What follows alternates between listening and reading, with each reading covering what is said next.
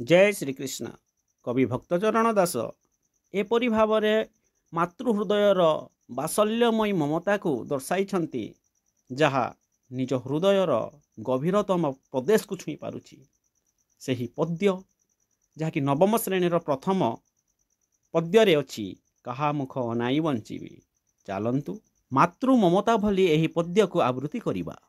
ଆରେ ବାବୁ ଶ୍ୟାମ ଘନ ତୁ ଗଲେ ମଧୁଭୁବନ, କାହା ମୁଖ ନାଇ ବଞ୍ଚିବି।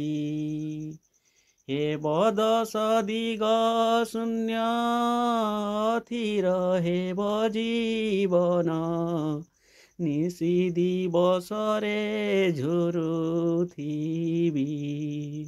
ରେ ଜୀବଧନ ଜୀବନ ବିହୁନେ ଯେନେ ଝସ, ରାଜା ବିନେ ଯେନେ ଗ୍ରାମ ଦେଶରେ। କାହା ଅଙ୍ଗେ ଚତୁଃସମ ଲେପିବି କରି ସୁଷମ, ନିଦ୍ରାରେ କେଉଥିବ ଘାରି। କାହାକୁ ଅଞ୍ଜନ ଦେବି ବସ୍ତ୍ର ପାଡ଼ି ଶୁଆଇବି, ପିତାଙ୍କୁ ମାଗିବ କେହୁ ହରି। ରେ ଜୀବଧନ ଏକଥା ସୁମରି ଯିବି ମରି, ନିଶ୍ଚେ ଯେବେ ଯିବୁ ମଧୁପୁରୀରେ। ବାନ୍ଧିବି କାହାର କେଶ କୁସୁମେ କରି ସୁବେଶ, କାହା ଲଲାଟରେ ଦେବି ଚିତା। କାହାର କର୍ଣ୍ଣେ କୁଣ୍ଡଳ ଖଞ୍ଜିବି ରେ ମୋର ବାଳ, କାହା ପାଇଁ କରୁଥିବି ଚିନ୍ତା। ରେ ଜୀବଧନ କାହା ଅଙ୍ଗୁଧୂଳି ଦେବି ପୋଛି, କାହାକୁ ବା ପିନ୍ଧାଇବି କାଛିରେ। ଯେତେବେଳେ ବନେ ଯାଉ ସଙ୍ଗରେ ମୋ ପ୍ରାଣ ନେଉ, ନିମିଷେ ବିଚ୍ଛେଦନ ସହଇ। ଏବେ ଯିବୁ ମଥୁରାକୁ ମୋତେ ସମର୍ପି କାହାକୁ, ଚନ୍ଦ୍ରମୁଖ ନ ଦେଖିଲେ ମୁହିଁ।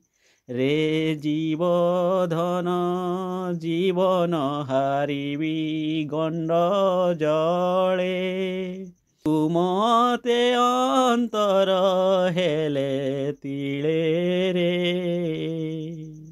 କରଲବଣୀୟ ଧାମ ପକ୍ୟରମ୍ଭା ସୁଧା ସମ, ମୁଖେ ଦେଲେ ଥୁଥୁ କରି ଫିଙ୍ଗୁ।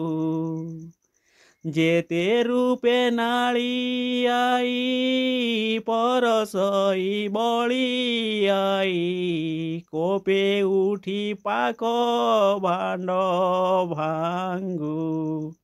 ରେ ଜୀବଧନ ଏବେ ଦୂର ହୋଇବ ସେ କଥା, କିନ କରେ ଦାରୁଣ ବିଧାତାରେ।